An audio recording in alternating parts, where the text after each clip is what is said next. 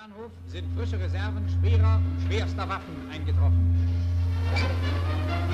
ये 1939 में हुआ था। Werden bereitstehende amerikanische Fahrzeuge von unseren Fliegern angegriffen.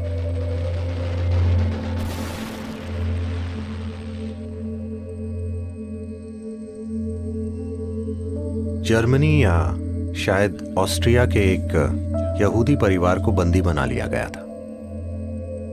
पहले उन्होंने माता पिता को बंदी बनाया और फिर बच्चों को, और वो उन्हें अलग अलग स्थानों पर ले गए। एक लड़की जो उन दिनों 13 साल की थी और उसका भाई जो 8 साल का था, उन्हें कई अन्य बच्चों के साथ रेलवे स्टेशन ले जाया गया। माता पिता को किसी मजदूर कैंप पर ले जाया गया और अब बच्चे अलग हो चुके थे। सर्दियों के दिनों में उन्हें एक अमीर घर से बाहर निकालकर एक रेलवे प्लेटफॉर्म पर छोड़ दिया गया। बच्चे आखिर बच्चे होते हैं, वो खेलने लग गए। उन्होंने वहीं खेलना शुरू कर दिया। वो लोगों के साथ खेलने लगे, सभी मिलकर फुटबॉल खेलने लगे। फिर ट्रेन आ गई। ट्रेन आने के बाद सैनिकों ने सभी को भेड़ बकरियों की तरह ट्रेन में भर दिया। जब वो ट्रेन पर चढ़ गए और ट्रेन चलने लगी, तब लड़का बोला कि वो अपने जूते प्लेटफॉर्म पर ही भूल गया है। अब लड़की को बहुत गुस्सा आया।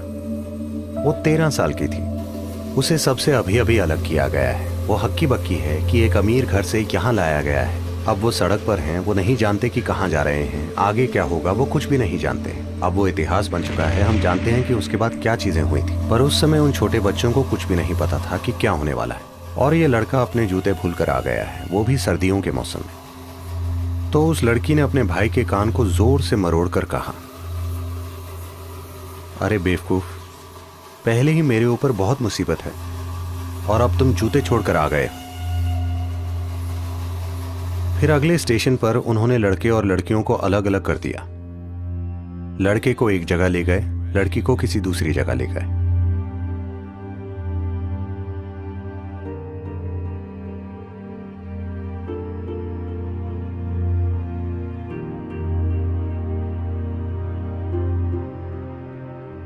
चार साल बाद वो एक कंसंट्रेशन कैंप से बाहर आई और वो अपने परिवार की अकेली जीवित सदस्य थी।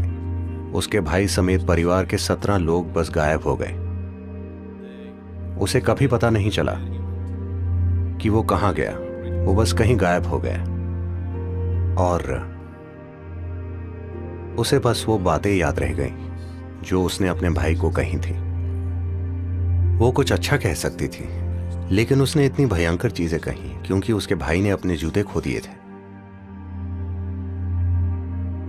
फिर जब वो 4.5 साल बाद कंसंट्रेशन कैंप से बाहर आई तो उसने एक दृढ़ निश्चय किया, इससे फर्क नहीं पड़ता कि मैं किससे बात कर रही हूं, मैं लोगों से इस तरह से बात करूंगी कि अगर वो मेरी उनसे आखिरी बातचीत है तो मुझे आगे चलकर उसका दुख नहीं होना चाहिए। अगर आप बस लोगों से इस तरह से बात करेंगे तो आप निश्चित रूप से कुछ अच्छा कहेंगे। और आपको कैसे पता कि ये आखिरी बातचीत नहीं है? जो भी आपके पास बैठा है, हो सकता है कि आज आप उनसे आखिरी बार मिल रहे हों। ऐसा हो सकता है ना? हाँ। और ये एक वादा जो उसने खुद से किया, इसने उसका पूरा जीवन ही बदल दिया और वो बहुत ही सुंदर इंसान बन गई, क्योंकि उसने तय कर लिया कि वो जिससे भी बात करेगी वो इस तरह बात करेगी कि अगर ये आखिरी बातचीत हो तो उसे दुख ना हो। उसके साथ इतनी भयंकर घटना हुई, पर उसने उसे एक आशीर्वाद में बदल दिया। अगर आपके पास जागरूक बुद्धि हो तो आपके जीवन में जो कुछ भी होता है उसे आप अपने लिए एक महान संभावना में बदल सकते हैं, या जो भी होता है आप उससे दुख पैदा कर सकते हैं, है कि नहीं? चाहे जो भी परिस्थिति हो, उससे कोई फर्क नहीं पड़ता। जो भी परिस्थिति हो, आप उसे एक महान संभावना में बदल सकते हैं। बस अगर आप उसे खुलेपन के साथ देखने के लिए तैयार हो जाएं, तो हर चीज बदली जा सकती है। जब हमारे जीवन में दुख देने वाली चीजें होती हैं, तो हम या तो समझदार बन सकते हैं या फिर पीड़ित हो सकते हैं। ये हमें ही चुनना है।